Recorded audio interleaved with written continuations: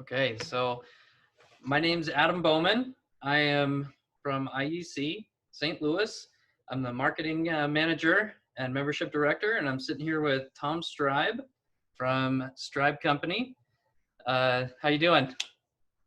Good to see you, Adam. Good to see you. I just wanted to check in and see how you guys are doing over there, and find out, how all of this has affected you guys there. The COVID-19 has kind of slowed down the work pace, and a lot of people are being affected. So, just curious, how are you guys addressing it? Well, it's definitely taken the world by storm. With us, we've definitely noticed a slowdown, more in residential than commercial. We've had a couple commercial projects slow down as well. But that being said, so far no cancellations, just delays. So we know those projects will eventually be coming down the pipeline. We have been fortunate that we've been able to shift the work crew to other projects, so we haven't had to lay off anybody as of yet. And really, we're looking at this as just a way to try and stay solution focused and look for the opportunities. The COVID-19 is really, it's forcing our hand, like this Zoom meeting here, is we're looking for different ways of doing business. We're looking for those opportunities. And quite honestly, before all this, we were possibly looking for a larger building because we were starting to grow. Well, now my sales staff, my project management staff, they're all working remote. We're doing a very good job at it. So those are some low-hanging fruit opportunities that we've been able to take advantage of. And when this thing's all over, we may have a different way of doing business. So it's we tend to look for the positives in this and hopefully come out stronger on the back end. Yeah, for sure. We've still got our fourth year students all doing classes online. And that's, like you said, it's alternative routes to get to the end cause, but we're learning it's actually something of benefit because, every year we have to cancel classes from like a snow day, but it's forced us to learn how to do that from home. So now we know, hey, if a teacher's maybe not in a position where they can make it to class that night for whatever reason, they could actually hold it from an online perspective. So we're just gonna work remote today. Yeah. So it's kind of nice, and it's pushing the limits a little bit. But I'm curious because I know you're on the board, and I've shaken your hand a couple times, and we've talked a little bit. We've never really spoken for a long time. So I was just curious, how did you get into the industry, and how did you ultimately get to the point where, you have your own company? That's huge. I've worked with my hands since high school, and all through high school, I did my summers. I worked for a carpenter, and it was my senior year of high school that I actually told the gentleman I was working with that I wanted to be a carpenter, and he about threw me off the roof. And he's like, if you want to get in the trades, you need to be an electrician. And all they get dirty is their hands, and they make more money than any of us. So he actually got me a job with his electrician at the time. And it was mostly, it was on the job experience for my first, I guess about 1.5 to 2 years. Right out of high school, I jumped into the trades and just started working full time. I will tell guys, my first year, I hit my first winter, and I was young and dumb like all these young guys coming out of high school. And my first winter, I got out in a new house and I had my gloves on, but I couldn't feel my feet. I couldn't feel my fingers. And I was thinking, okay, maybe I don't want to be an electrician. So I actually jumped into EMT school thinking I was going to be a firefighter. And then riding around in an ambulance on a clinical one time, I couldn't get the person's pulse. I'm like, well, I'd rather be responsible for my own life than other people's lives. So I jumped back into electric. And from then on, I kind of stayed with it. The first company I worked for was a non-affiliated company with anybody, so I didn't go into any schooling. But then I went from that company. I went up to a company called Stevenson Electric. I was a service electrician there. They kind of threw me out on my own pretty quick with about 3 or 4 years experience, which is about the time when you start to get that experience. And they were an IEC contractor at the time. So I did go to.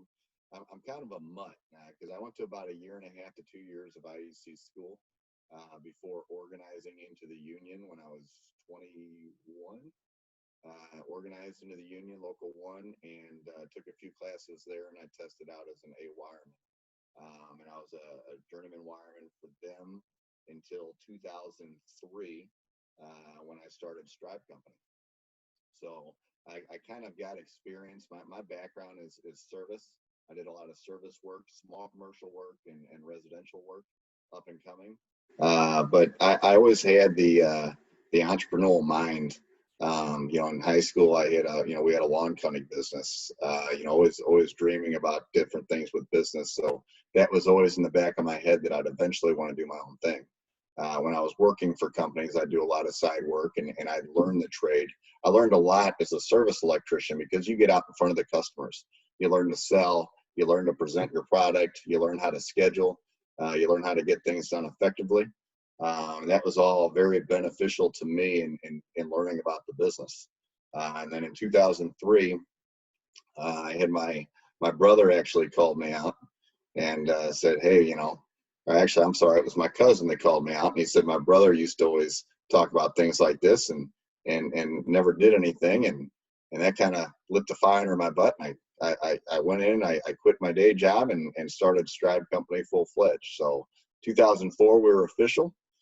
Started, what's it been, 16 years now. It was just me and a truck, and today we've got 100 plus employees and still feel like we're barely scratching the surface with our true potential. So it's been a heck of a ride. Yeah, I can't imagine we were at you had like a 15-year party last year, and we were able to come to that. It was really cool. Everybody had a lot of fun. I got to tour the facility, and I was just amazed at all the little things that you have that set you apart from what other people, everybody's exploring and doing different things, but you have like your own low voltage area where you can test, and I was blown away by that. That was really cool. But I had listening to the radio, you hear all these ads and people are talking about how they're addressing the COVID-19. It slowed everybody down, like you said, but are you doing anything with your employees to kind of ensure that there's is there different safety measures you've put into play? Oh, definitely. And I tell you what, when this first came out and all the scare tactics were out in the news and everything, and they're gonna shut down everything, and I heard everything coming out. They're gonna send out the National Guard and things are gonna be. I mean, I'm sure you heard it all as well. So I made it a point to really try to filter the emotions and work off of facts as we're dealing with things. And there's two things, especially as a business owner, that you've got to pay attention to. One is the health of the company, but first and foremost, it's the health of your family and your team. So that's we took both those things into consideration, and we instituted a lot of processes as well. We had our admin and our dispatch start calling all of our customers and asking the normal questions. Have you been around the COVID in the last 19 days, or have you had any flu-like symptoms in the last 14 days? Have you been self-quarantining, or have you traveled? And if they had, we're just offering the customer that, we'd like to go ahead and reschedule to keep our team safe and then them protected as well. With our team, some of the things that we did different there is we are asking them, we're not, it's not a requirement, but we ask them or encourage them to wear masks. We're asking them to wash their hands daily. All the normal stuff, keeping your hands away from your face. If you're going to cough into your elbow, not in your hands. We stop the handshaking. That's a hard one, especially when you're in sales, is to stop shaking the hands. But, stop me shaking the hands, encourage wearing the mask, and then the social distance thing. And then another thing is a company operation. So we felt that was a good deal to keeping our team safe and our customers safe, and we were doing our due diligence there. The other thing too was really just addressing the fear. We had a lot of guys that, you got young kids at home, or you've got older parents, and things like that you got to address that fear. And the first couple of weeks was probably a little bit tough to get through. But then after that, if you really think about it, if we would encourage our guys that if you're coming to work, and we're coming to work, and what we're trying to do is keep the guys in small groups. So even on large projects where we've got, 10 or 12 guys working, they're working in pairs of 2 and they're spread out. So if God forbid somebody did actually become exposed, we're not exposing the entire team, we're exposing a small network. And we as a team here at Streib, it's a lot easier to take care of 2 sick guys than shutting down the entire company. And it really ties our hand to being able to take care of everybody. So, we kind of diversified. We've got our sales staff working remotely. We've got our project managers working remotely. So we've got a skeleton crew in the office. We're keeping our vendors kind of out of the office, and as well as kind of unnecessary sales calls. I mean, even our mail lady is handing the mail through the window now.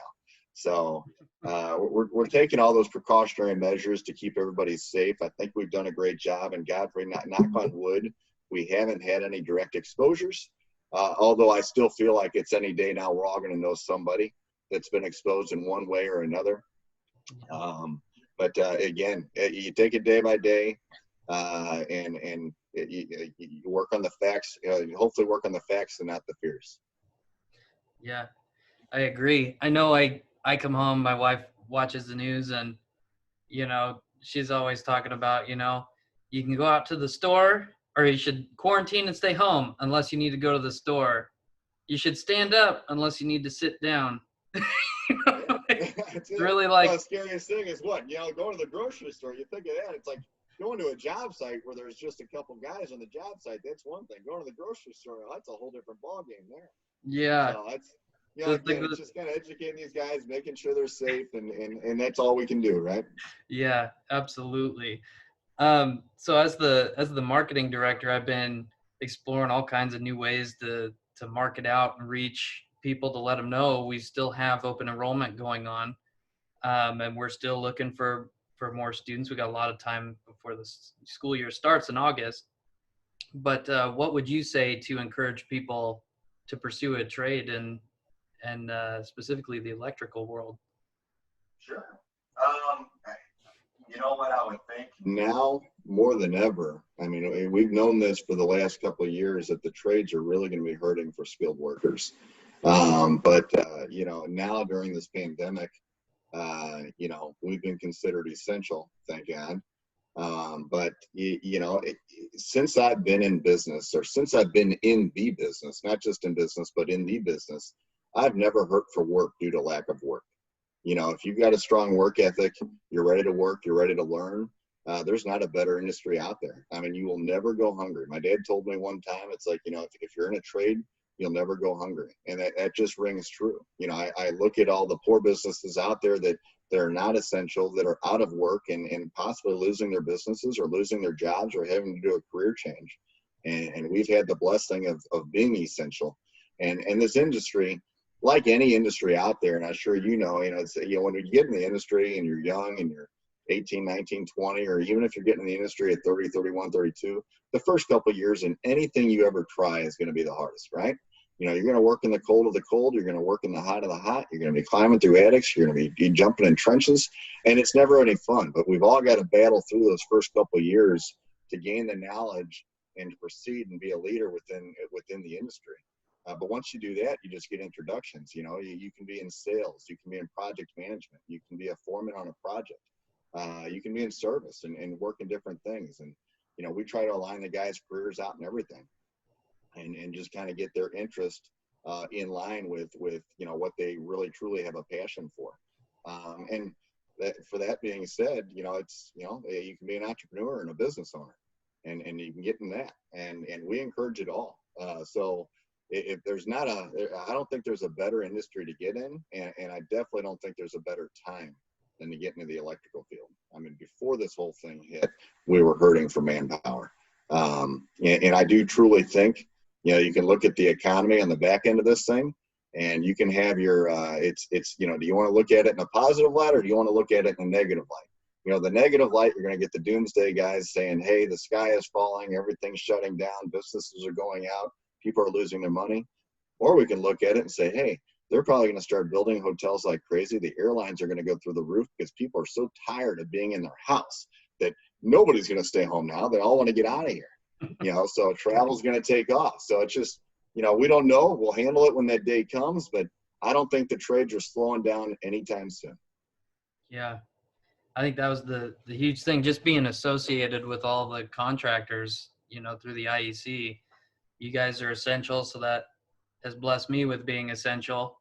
And so, I've got a neighbor who he does wood floors, and most of what he does is in the homes, and so that's really hit him hard. But Sure. yeah, but with you guys, a lot of you're doing electrical work in homes and in warehouses, and you're doing commercial, residential slowed down a little bit, but that should pick up here with people being cooped up, I think. So, and when you get into the trade is really get yourself well-rounded. Try and get yeah, yourself experience in every bit of the trade. You'll learn your passion, you'll get it, but you'll have the knowledge of every part. And we've done a decent job of that with the business.